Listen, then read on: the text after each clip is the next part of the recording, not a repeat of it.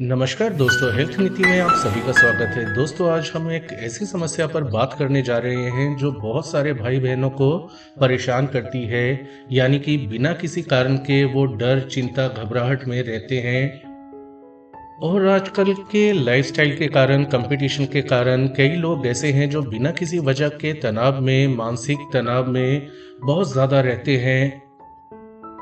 ऐसे लोगों को ज़िंदगी में कुछ भी अच्छा नहीं लगता। उनका मन ना खेल-कूद में जाने का करता है, ना पढ़ाई-लिखाई करने का करता है, ना घूमने-फिरने का, और ना ही कहीं दोस्तों के साथ घूमने-फिरने का या बाहर जाने का।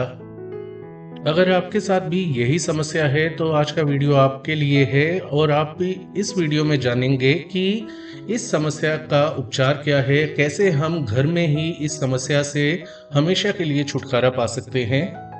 लेकिन सबसे पहले आपको ये पता होना चाहिए कि बिना कारण चिंता, घबराहट, डर लगने के पीछे क्या वजह होती है। कई बार ऐसा होता है कि हमारा मन बिना किसी वजह के परेशान रहने लगता है, डरा-डरा हम महसूस करते हैं, घबराहट हमेशा बनी रहती है, हमेशा ही दिमाग में तनाव, मानसिक तनाव बना रहता है, हमेशा दिल की धड़कन बढ़ी हुई, हल्के से किसी आहट पर भी हम डरने लग जाते हैं।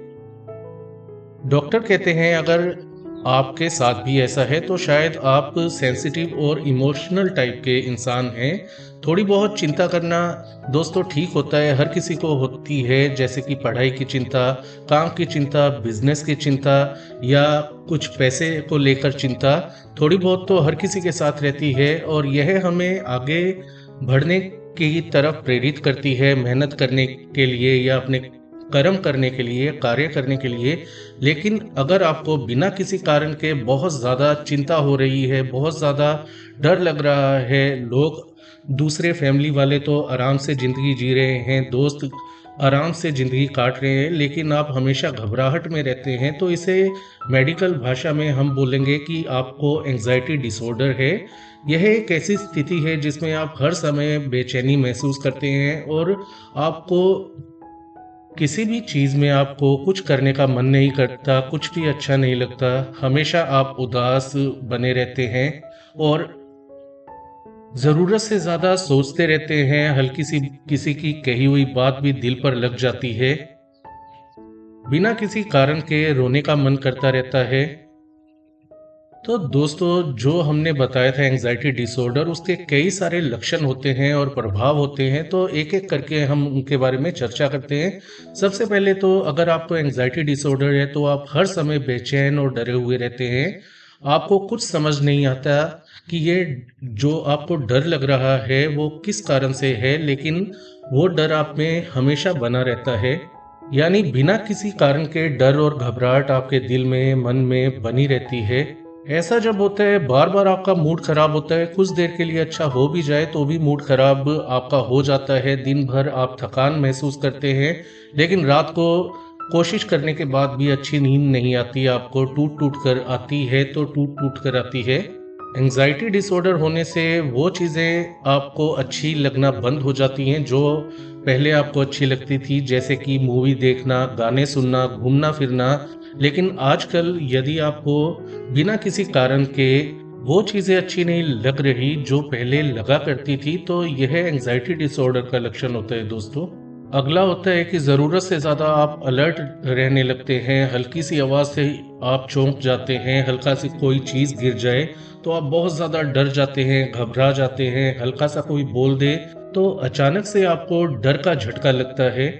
आपको ये समझ नहीं आता कि ये डर लग क्यों रहा है। आप हर छोटी से छोटी बात में दूसरों की राय लेने लगते हैं। खुद पर आपको विश्वास ही नहीं रहता कि आप सही कर भी रहे हैं या नहीं। दूसरों से शेयर करना चाहते हैं, लेकिन आप ये सोचते हैं कि इसे कोई समझ नहीं पाएगा दूसरा, तो बताएं किसको। इसके अलावा बिना वजह उदास रहना, बैठे-बैठे रोने का मन करने लगना, मानसिक तनाव में चले जाना, इसके और दूसरे लक्षण होते हैं। और ऐसा जब होता है ना दोस्तों, तो हल्की सी किसी की कही हुई बात अब दिल पर बहुत ज़्यादा लगती है, जो पहले कभी हमें बिल्कुल भी, हम वैसी बात को इग्नोर कर दिया करते थे, उस पे ध्यान ही नहीं देते थे।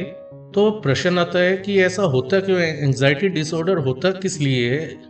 जब आप चिंता में होते हैं तो आपका दिमाग में जो स्ट्रेस हार्मोन है जिसे कोर्टिसोल कहते हैं उसका स्तर बढ़ जाता है। ये हार्मोन आपकी सोच, आपकी भावनाओं को नियंत्रित करता है, प्रभावित करता है, जिससे ये सारे लक्षण आपको दिखाई देने लगते हैं।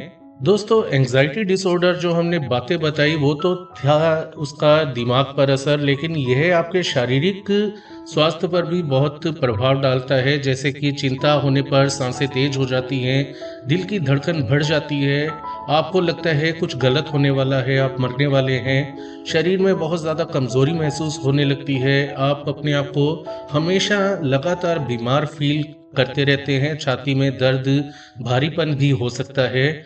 जब एंजाइटी बढ़ जाए, बहुत ज़्यादा डर लग रहा हो, घबराहट या चिंता हो रही हो, तो आपके सिर में दर्द होने लगता है, पसीना आने लगता है, भूख आपकी लगभग खत्म हो जाती है, क्योंकि मानसिक तनाव, डर, चिंता, घबराहट, जो बेचैनी होती है वो आपकी पाचन शक्ति कमजोर कर देती है।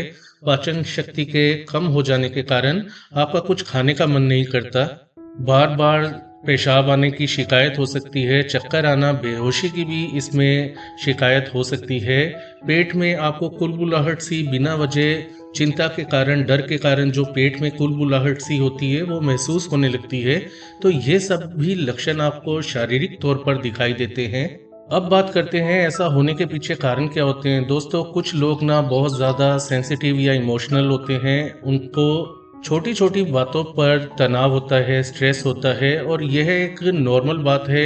ऐसा जिनके साथ होता है वो इसमें ढल जाते हैं समय के साथ साथ, लेकिन कभी कभी ऐसा ज़्यादा हो सकता है, तो कुछ दिनों के लिए ऐसा होता है। अगर ऐसा ठीक ना हो रहा हो तो आप किसी मनोचिकित्सक से मिल सकते हैं।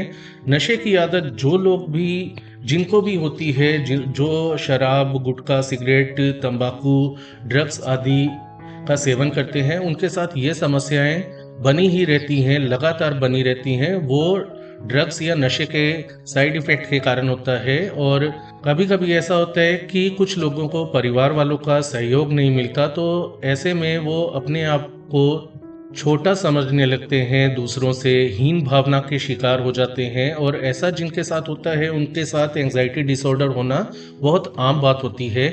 इसके अलावा कोई दुखद घटना जीवन में हुई हो पहले या बचपन में, तो उसका असर दिमाग पर रहने के कारण भी यह समस्या आ सकती है। जिन लोगों के साथ ऐसा होता है दोस्तों, उनके ऊपर कई सारे साइड इफ़ेक्ट दिखाई देते हैं। जैसे कि स्टूडेंट हैं तो पढ़ाई लिखाई में मन नहीं लगता, पढ़ाई लिखाई खराब होती है, कैरियर में आगे बढ़ नहीं पाते। दोस्तों, परिवार वालों से दूरी बढ़ती है, डिप्रेशन और एंजाइटी का खतरा और अधिक बढ़ जाता है। ऐसे लोग रोग प्रतिरोधक क्षमता कमज़ोर पड़ने के कारण बार बार बीमार पड़ते रहते हैं। कुछ लोग तो इतने निराश हो जाते हैं कि बार बार उनके दिमाग के अंदर मरने का ख्याल आता रहता है। यदि ऐसे ख्याल आपके मन में आ रहे हैं तो तुरंत आपको किसी अच्छे साइकेट्रिस्ट या मनोचिकित्सक से मिलना चाहिए, और वो आपकी काउंसलिंग करेंगे, कुछ देर आपकी सारी भावनाएं या प्रॉब्लम समझेंगे और उसके हिसाब से आपको दवा लिखेंगे। और यकीन मानिए दोस्तों, आप एक बार दवा लेंगे तो हफ्ते 10 दिन के अंदर आपको इस समस्या से पूरी तरह से छुटकारा मिल जाएगा। बस आपको अपने आप को किसी काम में लगाए रखना है।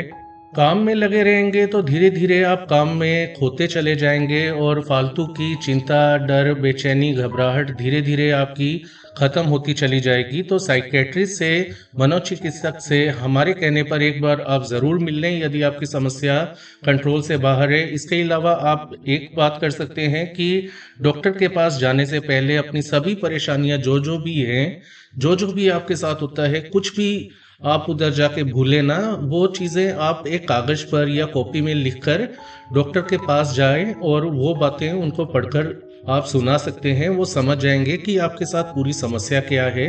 फालतू के घरेलू उपाय, जादू टोने टोटके, इन चक्करों में आपको नहीं पड़ना चाहिए। जो सही इलाज है वही मैंने बताया।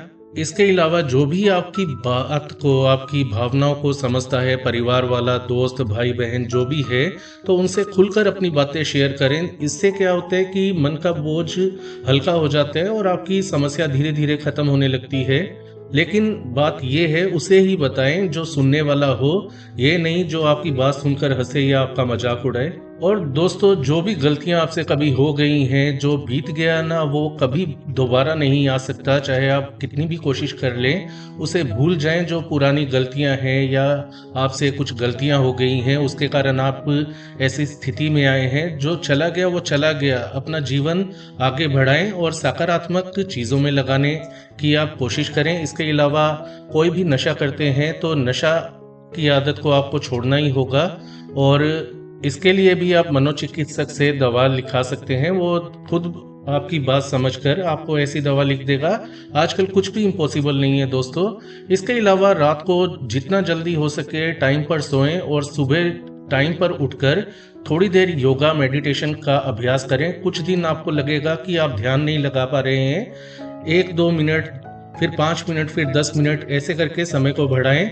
लगभग 15 से 20 मिनट आप ध्यान लगाएं, योगा करें। ऐसा करने से धीरे धीरे आपके जो शरीर को दवाइयों की ज़रूरत ही नहीं रहेगी। जो हमने बोला है कि आप दवा लें, उससे पहले आप ये भी कर सकते हैं, खेल कूद में हिस्सा लें। दिमाग को तरोताज़ा बनाने में ऐसा करने से मदद मिलेगी। जो भी काम आपको अच्छा लगता है वो काम करें, चाहे वो खेल कूद हो, चाहे वो एक्सरसाइज हो, चाहे वो जिम हो, चाहे वो म्यूज़िक हो, चाहे वो गाना गाना हो। जो भी आपको अच्छा लगता है वो आप करें, और जितना हेल्दी आप खाना खा सकते हैं उतना हेल्दी खाएं, क्योंकि हेल्दी डाइट, एक्सरसाइज और सही लाइफस्टाइल, यानी कि अपनी आदतों में सुधार करना, सोने जागने की, खाने उठने बैठने की जो आदतें हैं उनमें सुधार करेंगे, लाइफस्टाइल के अंदर सुधार आएगा, तो आपके शरीर और दिमाग के कार्यों के अंदर सुधार आएगा, जिससे कि आपकी समस्या अपने आप ही खत्म होना शुरू हो जाएगी। और यदि डॉक्टर की दवा चल भी रही है वो भी छूट जाएगी। दोस्तों, बिना किसी कारण डर, चिंता, घबराहट होना कोई बड़ी समस्या नहीं है। हर किसी के साथ होती है, किसी के साथ कम, किसी के साथ ज़्यादा। किसी को ये मौका ही नहीं मिलता देखने का कि उनको ऐसी चीज़ों में पढ़ना भी है या नहीं। वो अपने आप में मस्त रहते हैं। तो ऐसी चीज़ यदि हो जाए आपके साथ घटित, जो हमने बताई, तो ऐसे इसे नज़रअंदाज ना करें, इग्नोर ना करें। अगर आपको जो हमने लक्षण बताए ऐसे लक्षण दिखते हैं, तो बिना समय गंवाते हुए अपने शहर के किसी अच्छे मनोचिकित्सक से मिलें, दवा लें और हेल्दी लाइफस्टाइल अपनाएं। धीरे धीरे दवा छूट जाएगी और आप एकदम सामान्य जीवन जीने लगेंगे। और सबसे ज़रूरी बात, कर्म सबसे ऊपर हैं दोस्तों। कर्म अपने करते रहें, मेहनत करें और अपने कैरियर में आगे बढ़ें। तो ये थी आज की जानकारी। आज के लिए इतना ही। धन्यवाद।